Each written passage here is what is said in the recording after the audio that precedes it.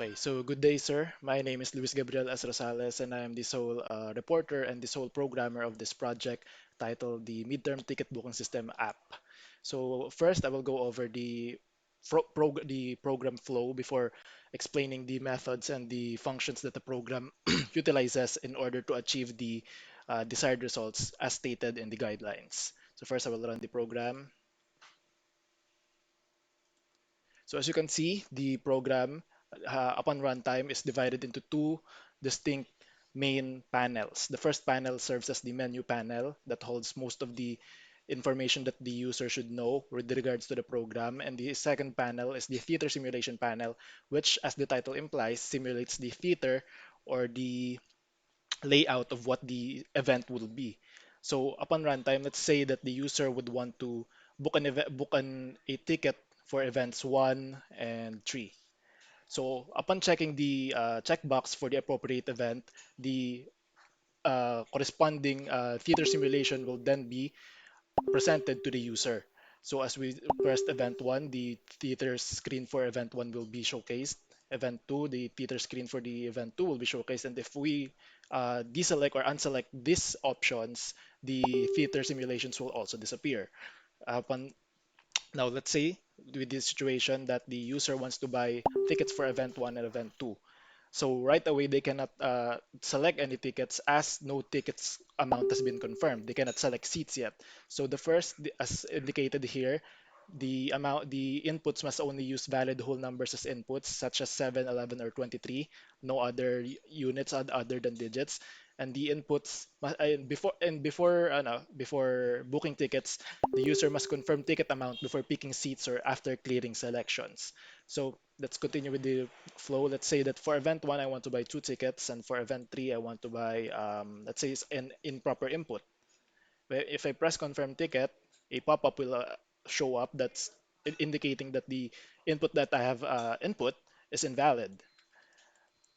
So now let's give a proper input. So as you can see, confirmed the ticket amount. If I didn't confirm the ticket amount, I would not be able to select seats. Let's try that. One, three, two. I've already inputted the ticket amount, but since I did not click the confirm ticket button, am still not able to pick seats. So let's try that. Confirm ticket amount. One, two, three. Now let's say that I accidentally chose more seats than what the ticket indicated, or what the amount of tickets that I confirmed. A pop-up will show saying that the amount of seats that I am booking is exceeding the amount of tickets that I have confirmed, and the last selected button will then be deselected. I am now prompted to either change the value of tickets that I want to confirm, or I could just modify this and put it in a different seat to allow the condition to still go through. So let's continue to as I said, the amount of seats that can be selected is directly based on the amount of tickets you have confirmed. If it exceeds that, it would not allow the program would not allow you to select extra seats. Now let's utilize this function, which is display current total. So as we can see, it computes for the current total based on the seats and based on the prices that I have provided. Let's say I did not like the seat selection, I can just deselect it, or I can just quickly clear the selected seats. Now, since I pressed the clear selected seats, that also means that the tickets that I have confirmed are inactive. So meaning even though 3 and 2 are inputted right there, I cannot occupy seats unless I press the confirm ticket amount, which will then allow me to occupy seats again. So let's continue with the proper flow.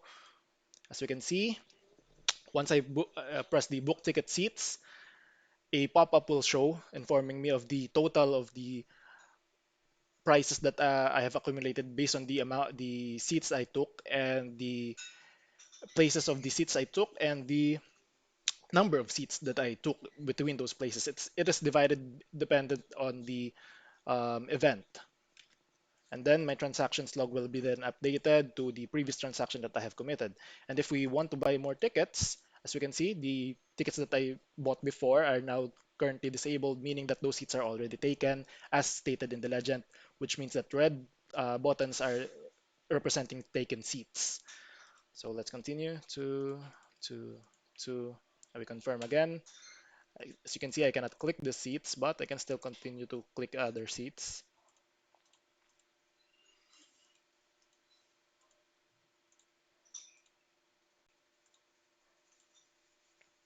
And I choose to book ticket seats again. Another pop-up will display showing the transaction and the total amount of um, money that I have to buy, hypothetically. And the transactions log will be then be updated to the previous transaction that I have um, begun, that I have initiated. And the consequences of it or the outcome of it will then be displayed. Now, let's say I want to reset the program. Well, there's a button for that as well. Reset program, which basically refreshes the whole program and deselects all the taken seats, and the seats that have been taken are also set to 0.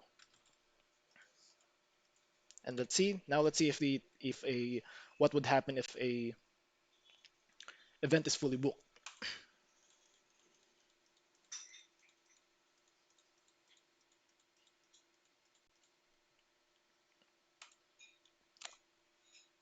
If an event is fully booked and another and the user wants to again book for that event, a pop-up will display showing that the particular event that they are booking for is already fully booked.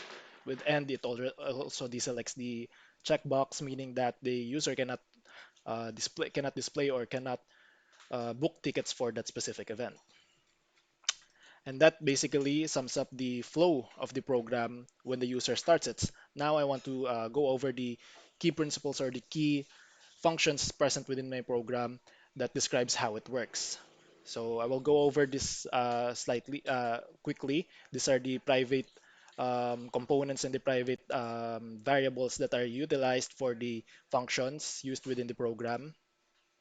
I have provided comments to explain what they do, but I will also briefly go over them. Let's start with the midterm booking system. This constructor, uh, this constructor basically holds all the aspects of the program and all the aspects of the program UI wise. It also contains some of the functions of the program, but most of the functions of the program are contained within the private methods and the private booleans that we will be discussing later on. So as you can see, I've specified what almost each line of code does. And now let's see with this button confirm ticket. This is one of the few functions that are present directly within this constructor. So as we can see, once the user press the confirm ticket amount button, a action performed action event will then use that to check whether the invalid input is a private boolean. If it returns a true, that means the input that the user has presented is invalid, and if it is not true, meaning that the input is true. I mean, if invalid input is false, that means that the input that the user gave is valid, and that makes it so that the clear functions clear selected method gets accessed. So that's one of the only few functions within this part of the code, as this part of the code mainly contains all the aspects of the UI and the method calling. Now, to start with the actual methods. First method is the checkbox function method. The checkbox function method basically handles all the functions related to checkboxes or the event checkers. So let's say that the user presses event one checked, which is the first checkbox. Once the user checks the checkbox, this method will then be accessed, checking whether the conditions stated here are true, and if they are false, certain conditions here will also be run. It's not as important as the other parts of the code, as this part of the code is pretty much self-explanatory, so I'll just go over it quickly. The comments that I have placed here all basically mean the same, as they just function the same from each event for each event.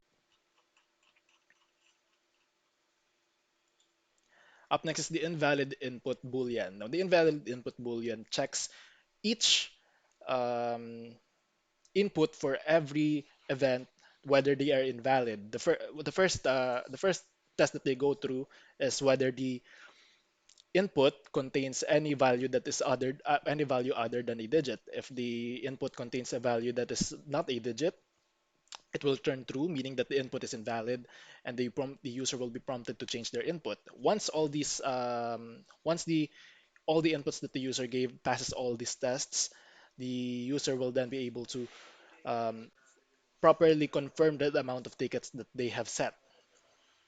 Next is the private void event one string, the private method event one. So the private method event one basically deals with the seat selection. So it's the same as the functions of private void event two and the private void event three. They function very much the same, with the only differences being that event two is for event two and event three is for event three, while event one is, as the name entails, for event one. So let's go over the details of event one first to properly understand it. So let's say that private void event one is accessed. So first, it checks whether let's say that in this example, it checks whether the first button is selected. If the first button is selected and the amount of tickets that the user still can use is not equal to zero, then the amount of tickets that they can use based on the tickets that they confirm will be reduced by one, and the placeholder available seats array will be incremented by will its value um, its equivalent value within the index, the equivalent value of the seat within the index will have a value of one, showcasing that the seat is taken in the placeholder array. The placeholder array mainly serves to function as a placeholder to gauge the amount of seats that is already taken without actually affecting the actual array that holds the amount of seats. The reason that there is a placeholder is for the cases that when the user selects seats but does not book them or resets them. And that's the function event one, which checks whether the amount of tickets that the user inputted is not equal to zero, which checks whether the amount of tickets that the user has left to use is equal to zero, and it prompts the user to change it if so, and if checks if the it places the value on the placeholder array if the user selects it, or if the user deselects it, it removes the value that it added, and adds the amount of the and then adds the amount of ticket available, so that basically the function that they did just became undone, which is the same for event one, for event two, and event three. Up next, the booking function. The booking function is directly related to the book seats button, which checks whether the amount of tickets that the user has for any event is equal to zero. If the amount of tickets that the user inputted for any event is equal to zero, then the user will then be prompted to input a different amount of ticket that is valid. And once that if else statement gets passed, the user then checks the method then proceeds with the else statement. The else statement checks each button whether they are selected, and if they are selected, the equivalent value that the equivalent index that they have in the actual available seats array gets added by gets updated to contain a one, meaning that the seat is already taken, and the color of the button gets replaced to red, meaning that the seat is already taken, and this button is then turned into disabled so that the seat cannot be occupied again. That's the basic function of the booking function. I just mentioned one part of it, but the functionality of it basically copy pastes the, with minor modifications to adjust to the logical requirements of the particular part of the code. So as you can see here, it checks the first part, the checkbox E1, which is the event one, and it checks each button in event one whether that button is selected. Once the user clicks the book seats button while a particular seat is selected, that means that seat will then be take occupied, and the process will then be continued, meaning that the seat is already taken or booked by the user. That and that's true for every button and for every event that it checks here. It checks every button and every event. Up next is the event one full, the event two full, and the event three full. So this private booleans basically handles the return of whether the it basically returns a value of true or false If it returns a value of true, that means the event one full, or the available seats in event one is resulting into if the available seats in event one is 0, or the taken seats in event one is 20. And same case for the event 2 full and the event 3 full, which respectively checks whether event 2, the taken seats in event 2 is 20, or the taken seats in event 3 is 20.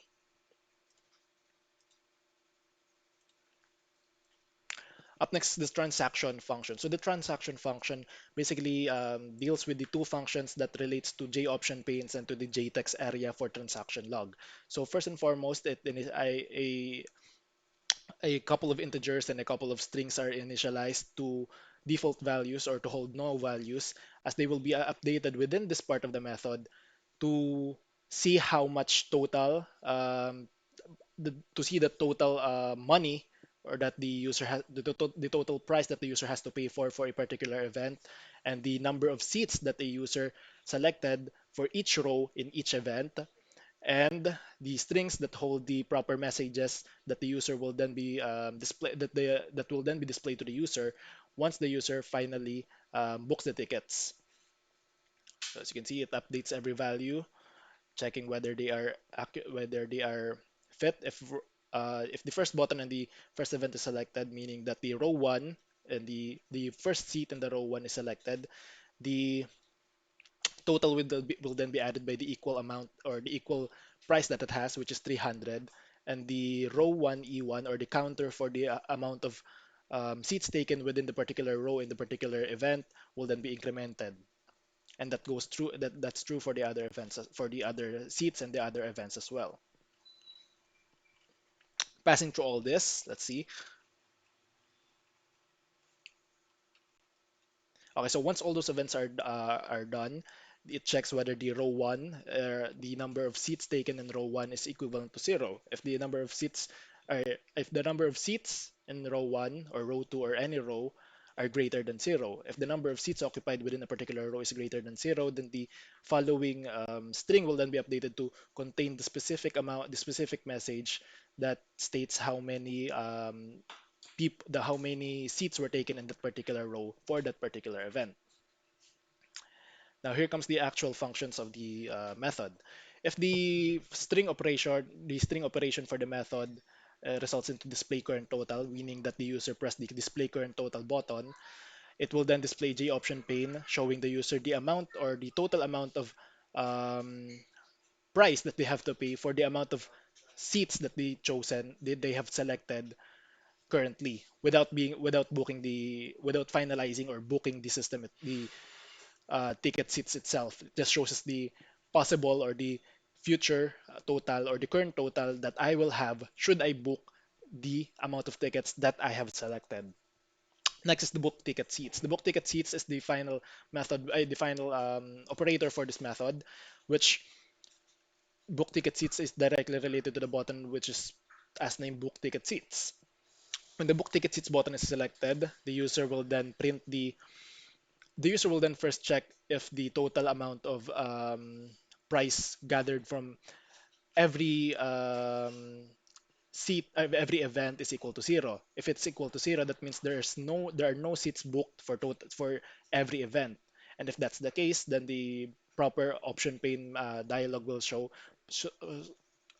prompting the user to please confirm tickets and select seats first. Now, should the inputs provided by the user pass this condition, a corresponding J option pane will then be printed, showcasing the total amount of price or the total price that they have to pay for in the tickets that they selected, as well as the amount of tickets that they took for a particular event, its corresponding rows for that particular event, and this data will then be printed in the JTEX transaction or the JTEX area for the transaction or the transaction log present directly below the menu.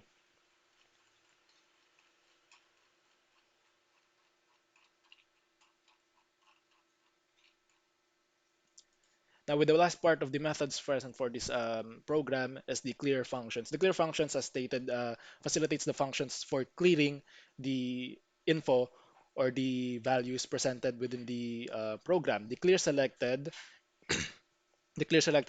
function um, is used for the clear selected button, which clears all the selected seats and resets the values of the placeholder arrays to zero so that no seat will be considered as taken. If the reset program is then accessed instead, it will then re-access this method, the clear function's clear selected method, to reduce the length of the code, and it will also reset all the important values used, such as the actual available seats for every array. It will enable every button that has been disabled, meaning that if a button is disabled, that means that the seat is taken for that particular, and it will enable it, meaning that the seats will also be available again. It will then reset its colors back to green, meaning that those seats will be considered as stated in the legend. Those seats will be considered as available, and the all the other checkbox and the invisible values will then be hidden again, as if though that the program has been reset. And that basically explains the functions and the program flow. The running or program flow of my program. And I hope my explanations suffice. Thank you for your time, sir, and dangal farewell, sir.